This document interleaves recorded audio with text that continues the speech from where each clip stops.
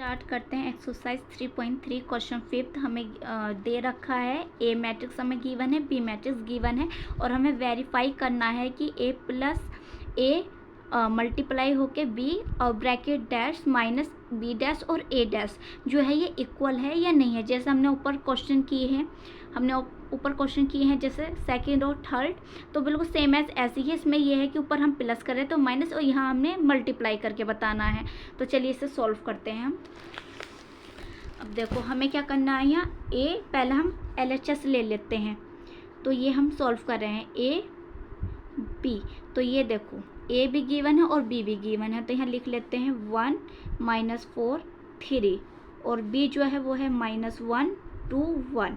अब ये देखो कि ये क्या है ए। अब हमें पता होना चाहिए कि जो ऑर्डर बनेगा इनकी मल्टीप्लाई होकर वो किस ऑर्डर का बनेगा, हमसे मिस्टेक तो नहीं हो जाने की मल्टीप्लाई में। तो ये देखो 1 2 3 तो रो हैं और एक कॉलम है, यहाँ एक रो है और 3 कॉलम है।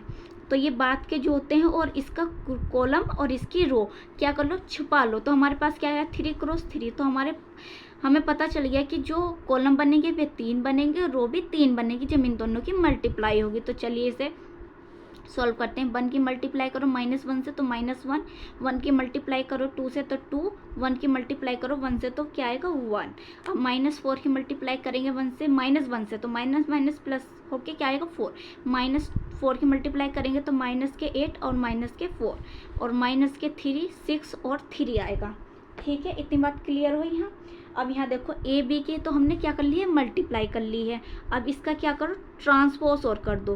तो ट्रांसपोज कैसे करते हैं, जो हमें रो गिवन है उसे क्या करेंगे, कॉलम में चेंज कर देंगे। तो ये फर्स्ट रो है, ये सेकंड रो है, ये थर्ड रो है। तो ये हमें ऐसे दे रखी है ना, इसे ऐसे चेंज कर दो।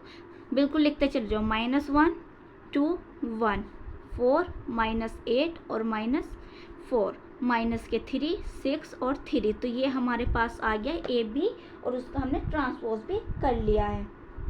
ठीक है, अब हम इधर देखते हैं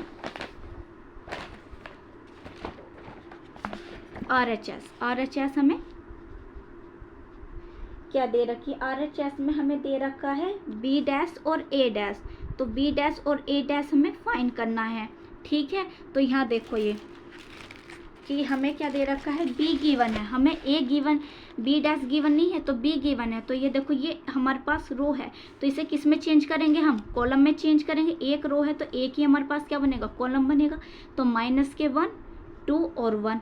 ठीक है, अब इसे देखो ये हमारे पास फर्स्ट रो है, ये सेकंड रो है, ये थर्ड रो है। तो यहाँ हमारे पास जो है रो है उसे हम कॉलम में चेंज करेंगे। तो फर्स्ट कॉलम में 1 आएगा, इसके नीचे कुछ है नहीं। यहाँ देखो -4 आएगा और 3 आएगा। इतनी बात बिल्कुल क्लियर हुई। तो ये हमारे पास B डैश और A डैश आ गया। अब इसकी मल्टीप्लाई करो यहाँ। अब यहाँ इसकी मल्टीप्लाई करेंगे तो -1 की मल्टीप्लाई करेंगे 1 से तो क्या आएगा -1 और माइनस प्लस तो हमारे पास क्या आएगा 4 और -3 आएगा। ठीक है, और यहाँ 2 की मल्टीप्लाई करेंगे 1 से तो हमारे पास 2 आएगा और यहाँ करेंगे तो -8 और यहाँ 6 1 -4 और हमारे पास आएगा यहाँ 3। इतनी बात क्लियर हुई। तो ये हमारे पास पता चल गया कि जो LHS है वो इक्वल है RHS के। तो यही हमारा आंसर हो गया। अगर वीडियो अच्छी लगी तो वीडियो को लाइक करें, शेयर करें, सब्सक्राइब करें चैनल को।